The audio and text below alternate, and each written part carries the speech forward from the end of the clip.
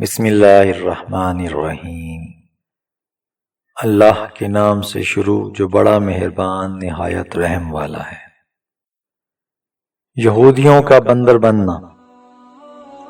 جیسے کہ اسلام میں جمعہ عزت والا ہے، عیسائیوں کے لیے اتوار اور ہندوؤں کے لیے منگل، اسی طرح یہودیوں کے لیے ہفتے کا دن محترم تھا، مگر فرق اتنا ہے کہ اسلام میں صرف ان لوگوں پر جن پر جمعہ کی نماز فرض ہے، جمعہ کی پہلی اذان سے ختم نماز تک وہ دنیاوی کاروبار کرنا حرام ہے۔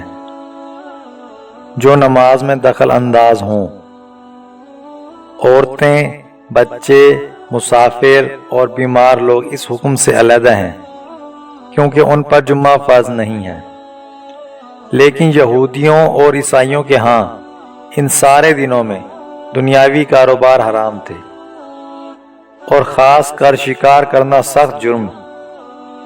موسیٰ علیہ السلام کے بعد یہ واقعہ پیش آیا کہ بنی اسرائیل کی ایک جماعت بحر کلثم کے کنارے شہر ایلا میں رہتی تھی، جو مدینہ منورہ اور شام کے درمیان ہے۔ یہ لوگ مچھلی کے بہت شوقین تھے۔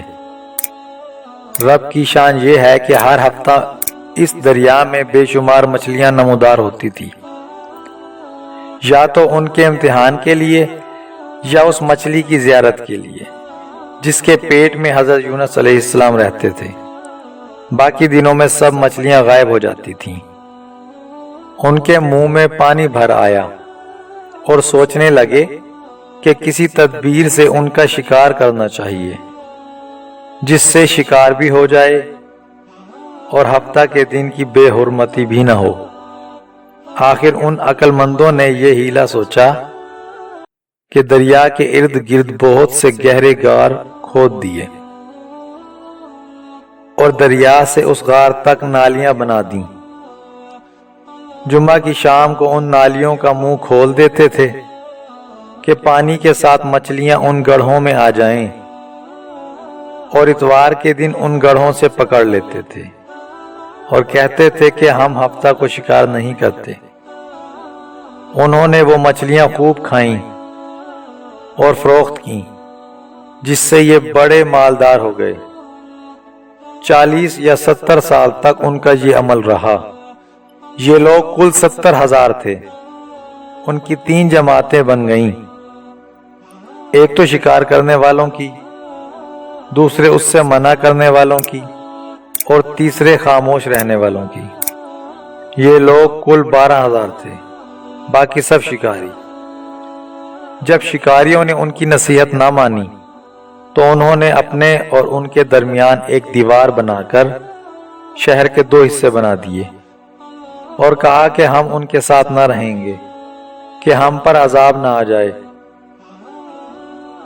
یہاں تک کہ داؤد علیہ السلام کا زمانہ آ گیا۔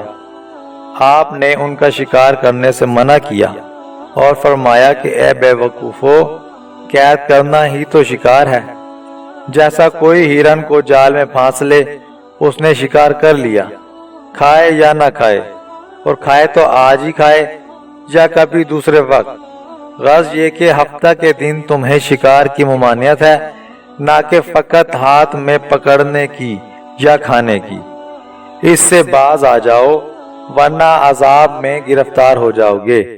شکاریوں نے کہا کہ ہم تو بہت عرصے سے یہ کام کر رہے ہیں، اگر یہ برا ہوتا تو اب تک ہم کو امن کیوں ملتی؟